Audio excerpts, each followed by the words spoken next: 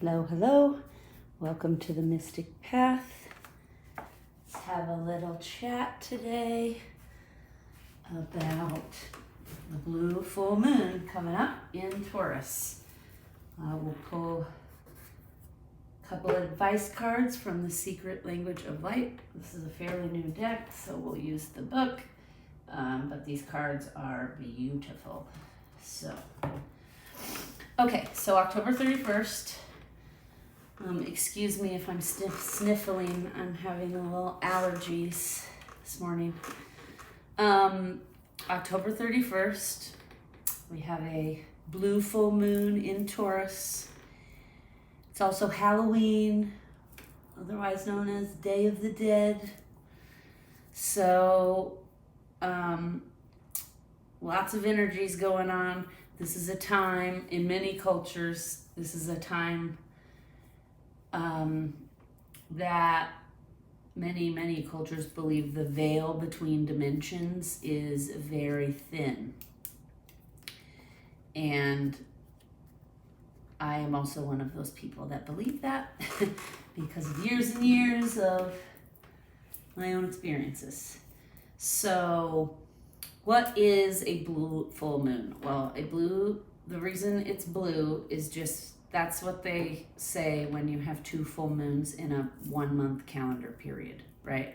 And that does not happen very often. It is rare, but we had a full moon in Aries earlier in the month, and now we're having a full moon in Taurus. So they kind of call it the blue moon because they're occurring in the same month.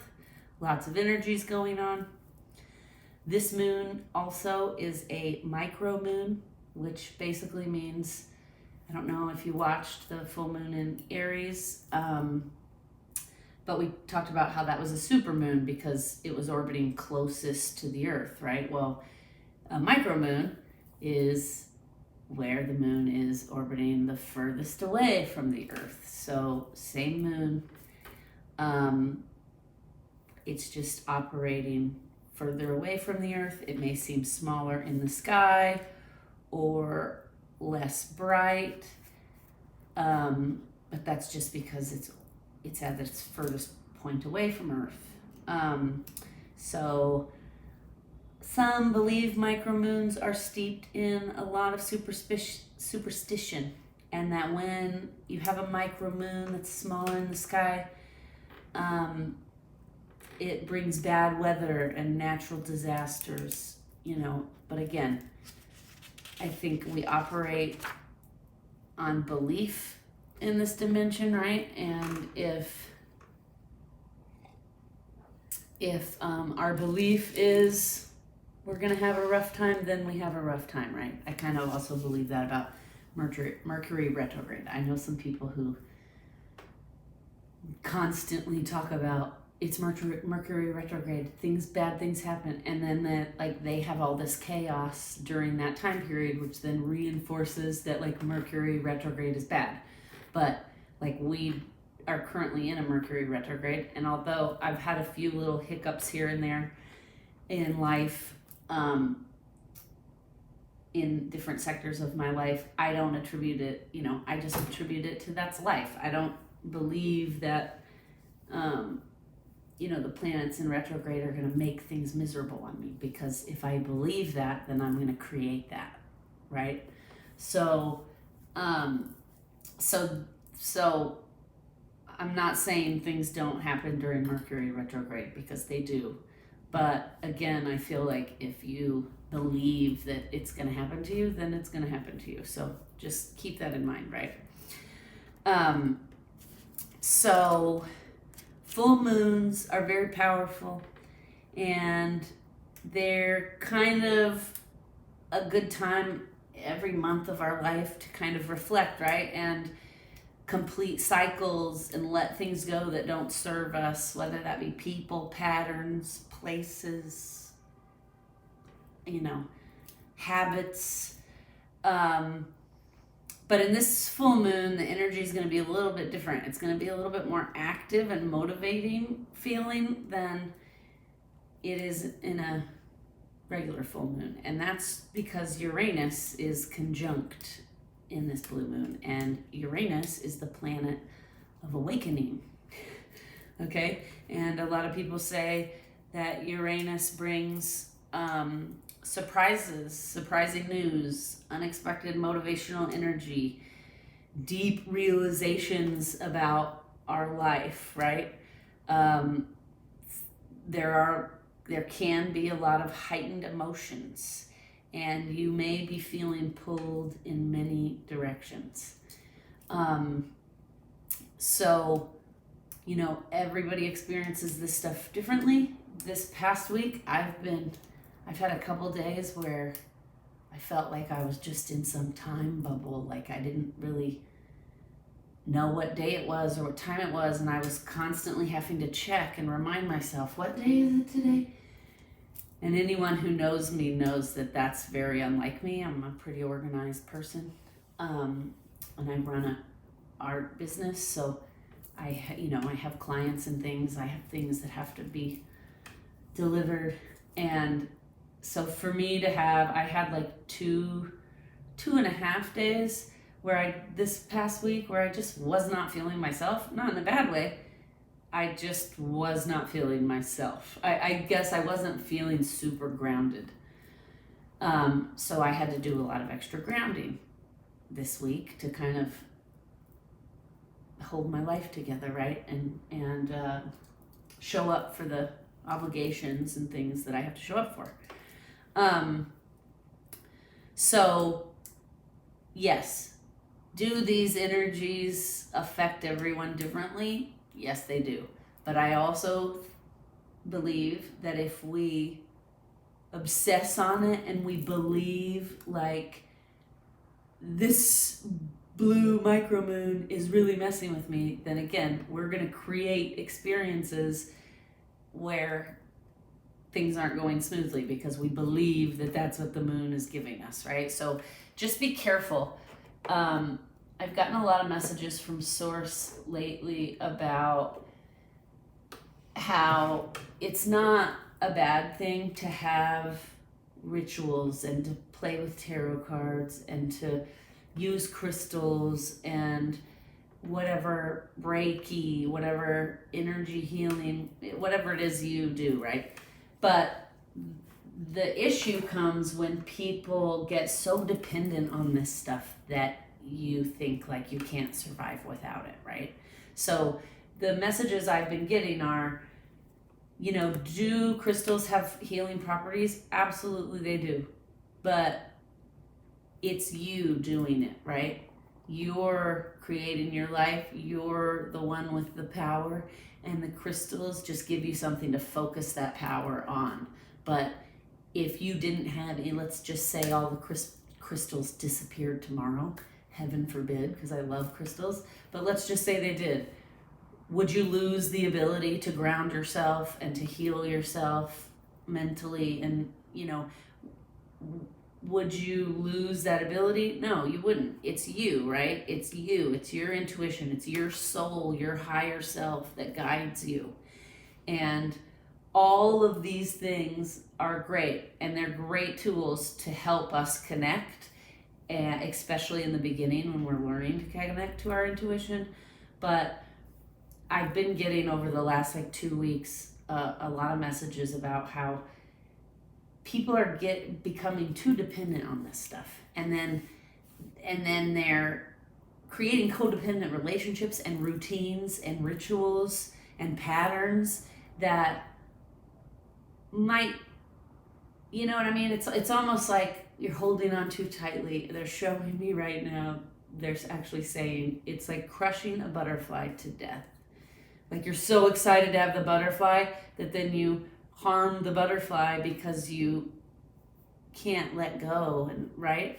So all of these things are great tools. Whatever it is you use for your self-care, whatever it is you use to help you connect, be that journaling, tarot, climbing trees. I have a really good friend who climbs trees like crazy for her, and that's her way of staying connected. And but that's not she could still stay connected to her higher self without climbing trees, right?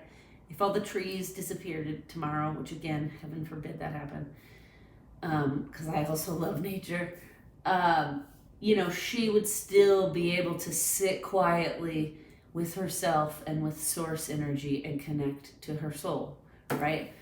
So that's all. We'll go back to these moon energies. They just really wanted me to say that because people are getting a little bit they're holding on too tightly to all these rituals when you need to recognize, stand in your power and empower yourself to recognize that it's you, right? You're the person like doing the work, doing the journaling, exploring your feelings. It's not the journal, right? So let's just take a moment and recognize and be proud of ourselves and give ourselves the recognition and the acknowledgement and the praise and love that we deserve for doing the work. Let's not give all the credit to all these great, fun little tools, okay? Okay, back to our regular programming, they just said, which is hilarious. My guides get a little funny. So, funny as in haha. So anyway, back to regular programming. So, okay, we were saying Uranus is conjunct to the moon right now, and so that's going to bring up some awakening for people, and maybe some unexpected things happening, surprising news, unexpected realizations about your life, heightened emotions. You may be feeling pulled in all directions. That's what I was saying because I had those couple days. So the other planet here at play is Taurus, and Taurus is all about love, money, and pleasure. And this energy is really good to like wrap up any loose ends when it comes to anything you have going on financially. This is the end of the year. This is a good time to, do anything you need to do or wrap up before the new year starts. It will be here before we know it. Also, this is a really good time when we're in Taurus to seek closure within any romantic relationships going on. If you have something you've been holding on to that you need to let go of because it doesn't serve you, or this person 100% doesn't have your best interests at heart. And I'm hearing not just romance, all love, anything love. So family members, any friendships, family members, romantic relationships. This is a really good time to seek closure if that's what resonates with you, and if you have felt that something's run its course, right? Sometimes relationships completely run their course, and we just hang on to them anyway, right? I was married once, and I have not been now for almost a decade, and I came to a realization several years ago that I stayed 2 years too long, right? I knew at a point in my heart and in my gut that it was needed to be over, but I hung on for 2 more years, and what ended up happening was things just got worse and worse. And I feel like that's because I was ignoring my intuition. I was ignoring what my soul was guiding me to do, right? So now's a good time for that. I do want to kind of say pay attention, okay? Pay attention, because in these energies,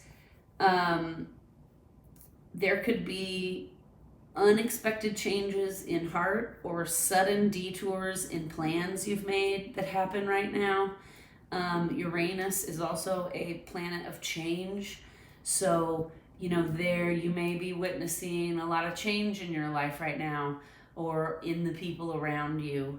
And that's okay, because again, we have this Uranus is the planet of awakening and surprises and change. So when people are awakening, you can expect that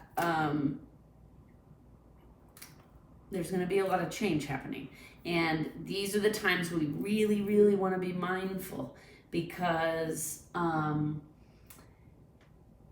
the energy right now is ripe for like overreacting to triggers. Okay, so just be very mindful during this time that there's a potential to spin out when being triggered. So that's something to keep in mind. And maybe this is a really good time to practice that pause when you're interacting with others. Practice that pause where you take a 5-second pause to be mindful about what your answer is going to be, what your reaction is going to be, right? Because what really gets us in trouble with our triggers is when we just react without taking that pause to consider, like, what are the consequences of my behavior if I say that thing or do that thing? And play it forward. I have a friend who always says, take a minute to play it forward. And I feel like that's really good advice, because if we all just took a minute when we were triggered, if we all just took a minute to kind of play forward what's going to happen when we react a certain way, I think we'd all react a little calmer to each other, right? So that's kind of what's going on with this blue full moon in Taurus. Another good thing about the energies happening right now is, because the veil is so thin between dimensions, this is a really good time for us to be able to connect deeply with our intuition and the guidance that comes from our soul. It's a really good time for that. It's a lot easier to connect to your guidance when the veil is thin. So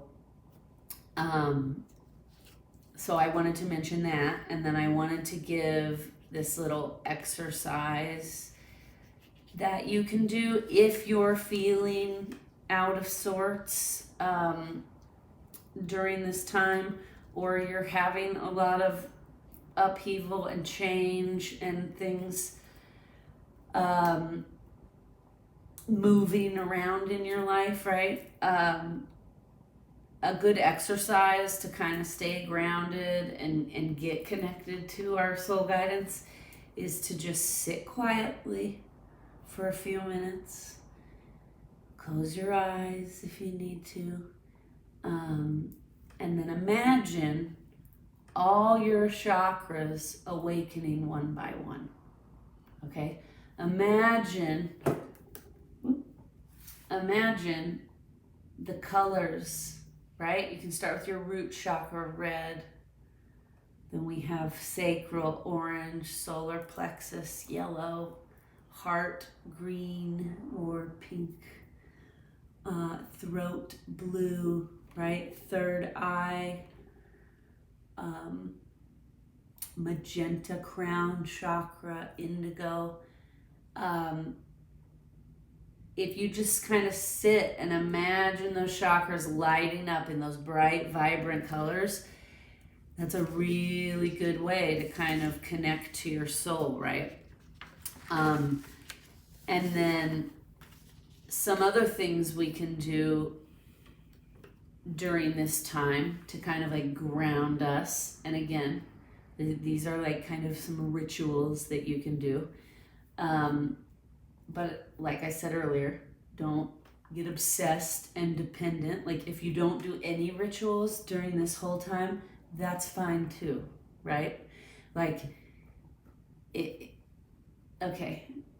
So what they're saying right now is, what's happening is people are getting so dependent on their tools and their rituals that if they don't do it, let's say they don't pull tarot cards for a day or a week, then they start like beating themselves up.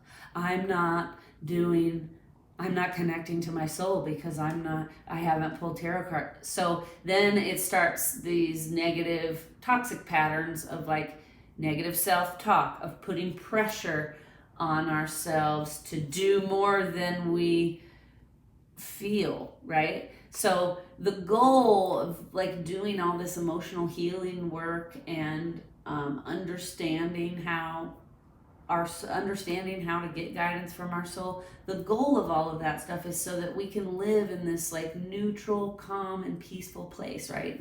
Not one extreme, not the other, in the middle, where we take that pause, where when one of these extremes triggers us, we don't implode. We calmly address the situation and we don't let it ruin our whole day. We don't let it spin us out of control, right? That's the goal to doing all this soul work. So by getting super attached to rituals and tools, sometimes that has a tendency then to spin us into unhealthy patterns of behavior, which we don't even really realize, right?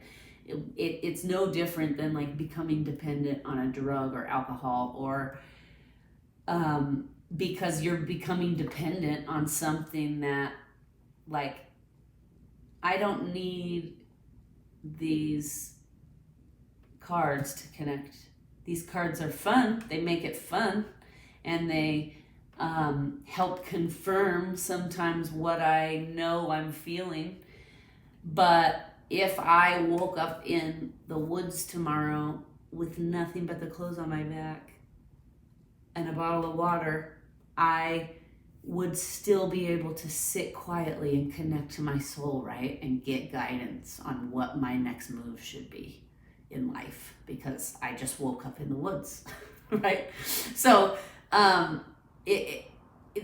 that's what they really want me to get across to you guys, is it's not the tools. So don't get so dependent on the tools that then you start creating negative patterns and unhealthy behavior, like beating yourself up. Like, you know, you need to acknowledge and stand in your power. It's you connecting to your soul, right? So this stuff is all just like icing on the cupcakes. So anyway, so back to, you know, what I was saying.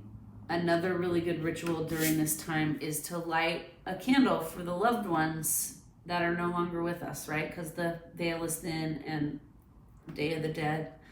Acknowledge also any deaths or endings that have been happening in your own life. Because, you know, and that's like death of patterns, death of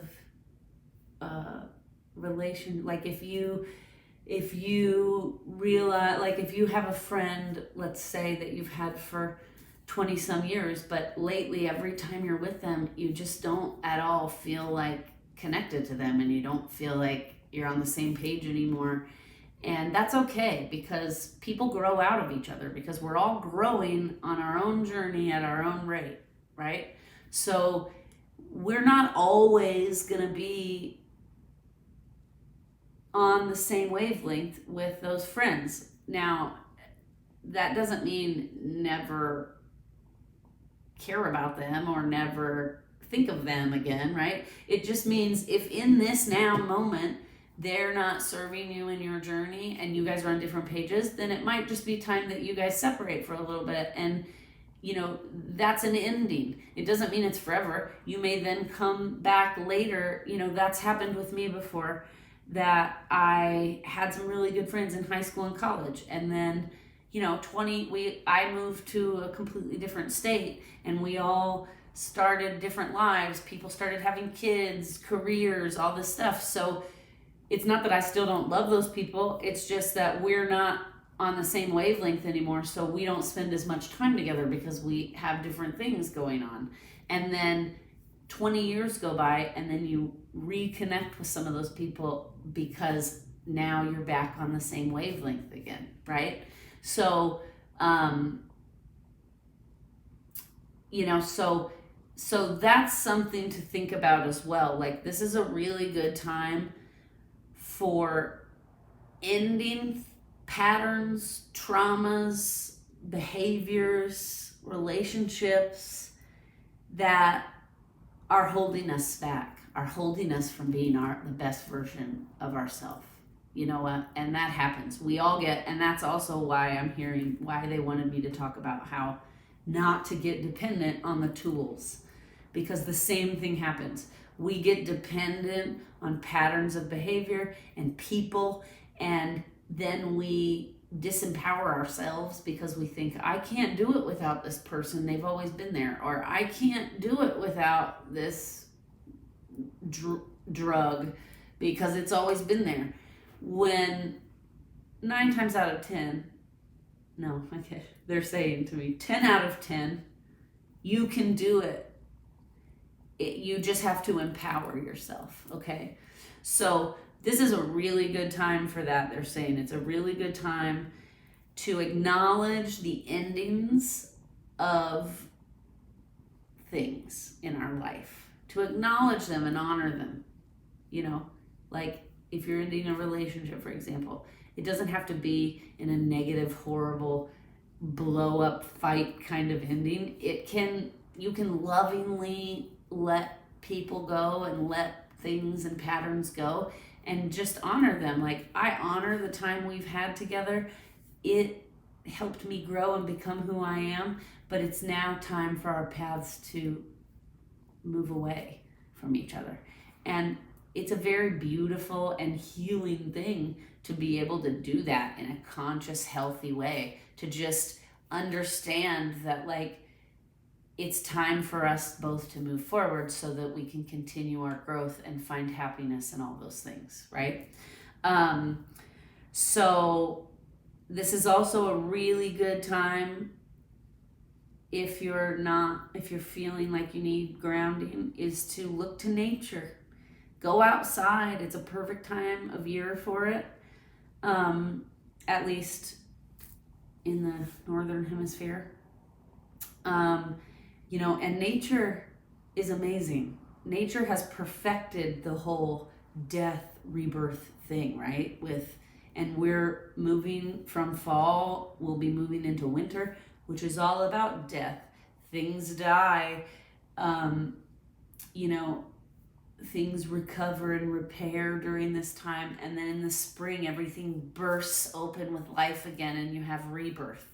So if you're experiencing any volatility during this time of this blue full moon in Taurus, and you need to be grounded, those are just some things I mentioned that can help you ground, you know. And yeah, okay, so we're going to pull a couple cards here and just see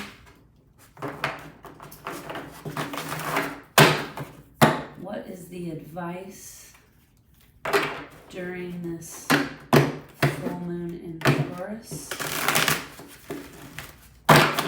What is the advice for the collective? Woo! Okay.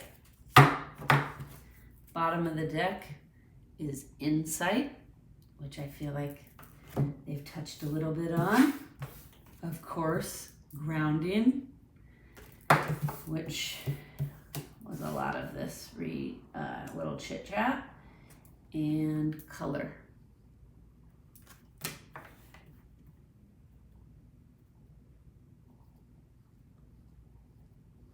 Okay, so I feel like we've covered grounding already, but let's just see here.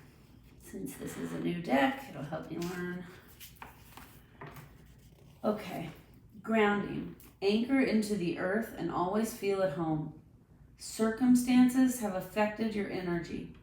You may be feeling disconnected, scattered, or overwhelmed. You may be bumping into things or forgetting if you locked the door or turned off the iron when you left home. Stop whatever you are doing and breathe. Let yourself be here. Call your dispersed energy back to your heart.